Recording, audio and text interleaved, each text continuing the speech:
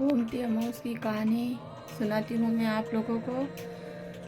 एक साहूकार के 7 बेटा था, 7 बहू थी, एक लड़की थी और एक योगी भिक्षा मांगने आता था। वो उसकी बहू रोज़ भिक्षा देती थी। एक दिन किसी काम से उसको बाहर जाना पड़ा तो साहूकार की लड़की भिक्षा लेके गई और योगीराज को बोली कि लो ये भिक्षा। तो योगी बोलता है तेरे भाग्य में दुर्भाग्य है तो तू सुहागन पर दुर्भाग्य लिखा है, इसलिए मैं तेरे हाथ की भिक्षा नहीं लूँ। तो वो लड़की सूखने लगी। उसकी माँ ने पूछा कि क्या बात है बेटी, तू सूखती क्यों जा रही है, इतनी पतली कैसे हो गई। तो वो बोलती है कि एक योगी भिक्षा मांगने आता है, मैं उसको भिक्षा देने जाती हूँ तो बोलता है तू विधवा है, तेरे भाग्य में दुर्भाग्य लिखा है। तो वो बोली कि मेरी तो अभी शादी नहीं हुई तो मैं विधवा कैसे हुई। उसकी माँ बोला कि आज जा तू भिक्षा लेके, मैं छुप के बैठती हूँ। तो उसकी माँ छुप के बैठ गई। वो लड़की भिक्षा लेने के लिए गई तो योगीराज आया, बोला कि लो ये भिक्षा। तो बोला कि नहीं, तेरे हाथ की भिक्षा नहीं लेऊँगा मैं, क्योंकि तू तो तेरे भाग्य में दुर्भाग्य लिखा है और है तो तू सुहागन पर तू विधवा है।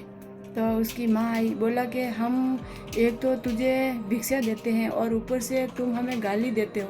बोला कि मैं देखो गाली नहीं देता हूँ, जो सच्ची बात बोलता हूँ, जो मैं देखा मैंने वही बोला। तो फिर तुझे इतना मालूम है तो इतना वो भी तो मालूम होगा कि इसका कोई उपाय होगा। तो बोला कि हाँ, कि 7 समुंदर पार एक सोना धोबन है, उसने अमावस का व्रत कर रखा है। अगर वो अमावस का व्रत का फल इसे दे दे तो इसका पति बच जाए, क्यों फेरे की टाइम में सर्प काट लेगा तो इसका पति मर जाएगा, तो ये विधवा हो जाएगी। इसीलिए जब साहूकारनी रास्ते में गई तो देखा कि एक सांप आया, गरुड़ पंखनी के बच्चों को खाने लगा।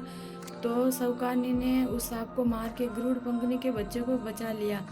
फिर गरुड़ पंखनी आई और खून बिखरे हुआ देखा तो उसने गुस्सा हो गया, फंक मार के उस साहूकारनी को डसने लगा। तो साहूकारनी बोली कि मुझे क्यों डस रही है। बोला कि तूने मेरे बच्चों को मार दिया। बोला कि नहीं, मैंने तो तुझे तेरे बच्चों को बचाया है और इस सांप को मार के हिसाब से, और तू मुझे डस रही है। तो बोला कि तुझे क्या चाहिए। तो उसने बोला साहूकारनी ने कि पहले वचन भरो। तो गरुड़ पंखनी बोलती है ठीक है मैं वचन भरती हूँ, बोल तुझे क्या चाहिए। साहूकारनी बोली कि मुझे सोना धोबन के 7 समुंदर पार सोना धोबन के घर पे छोड़ दो। गरुड़ पंखनी ने सोना धोबन के घर पे छोड़ दी। उसके 7 बहू थी और सोना धोबन के 7 बहू थी, 7 बेटे थे और वे बहू आपस में बहुत लड़ती और बहुत आलस करती, काम काज नहीं करती।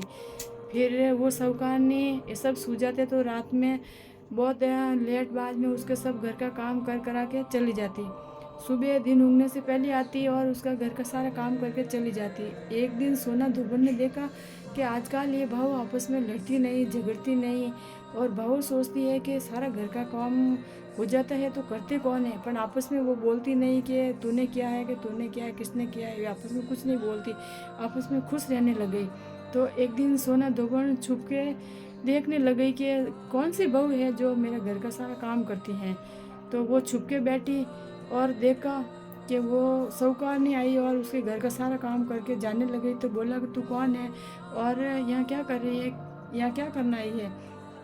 तो उसने बोला कि पहला वचन भरो फिर मैं बताती हूँ। तो वो सोना धोबन बोली कि ठीक है मैं वचन भरती हूँ, और बोल तुझे क्या चाहिए। कि मेरे बेटी को सुहाग दे दो, जिसने जितनी अमावस का व्रत करा है वो उसको देगा तो वो सुहागन हो जाएगी, नहीं तो फेरे की टाइम में उसको सांप काट लेगा और वो विधवा हो जाएगी। तो वो उसके साथ चली गई। जब लड़की की बारात आई और शादी होने लगी तो वो सोना धोबन वहाँ कच्चा सूत और दूध एक तार लेके बैठी। जब उसके बेटी की शादी हो रही थी, फेरा खा रहे थे, जब सांप आया तो वो तार से ऐसे करा तो वो उसमें लिपट गया। तो उसने मारा नहीं, वो तो डर के मारे वहीं मर गया। तो उसने बोला कि हाथ में जल लेके कि जितनी मैंने अमोस करी है इस साहूकार की बेटी को फल मिलियो। तो उसका पति जिंदा हो गया, उसके सांप ने नहीं काटा। और फिर वो गई, या फिर वो जाने लगी तो वो बोली कि बोल, साहूकार ने बोला कि तुझे क्या चाहिए बोल। तो बोला कि मुझे तो कुछ नहीं चाहिए। वो वहाँ से चली गई। फिर वापस गई। रास्ते में एक अमाउस आई, उसने पीपल के 108 फेरी लगाई और पूजा पाठ करी, रास्ते में अमाउस करी। फिर वो वापस गई तो उसका पति मरा पड़ा था। वो पहला बोल के आई थी कि जब तुम्हारे पिताजी मर जाए तो तेल के कुएं में डाल के रखना। तो गई के देखा उसका पति मरा पड़ा। फिर वहाँ जाके उसने बोला कि मैंने रास्ते में जो अमाउस का व्रत किया वो मेरे बच्चों और मेरे पति को उसका फल मिले। तो उसके पति जिंदा हो गया। बोलो अमाउस माता की जय।